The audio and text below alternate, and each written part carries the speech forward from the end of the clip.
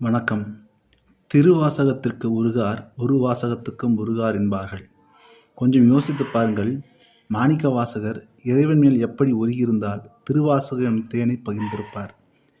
இந்த தேனைப் பருக அந்த சிவனும் அந்தணர் உருவில் பூலோகம் வந்து தானே கைப்பட எழுதி, இதனை எழுதியது சிவனென்று கையொப்பமும் இட்டிருப்பார் என்று யோசித்துப் பாருங்கள்.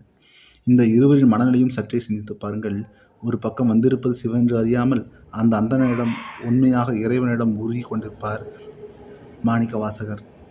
அந்தணர்களுடன் இருக்கும் சிவனோ தானும் உருகி கொண்டிருப்பார். இந்த பாச போராட்டத்தை வார்த்தைகளால் விவரிக்க இயலாது.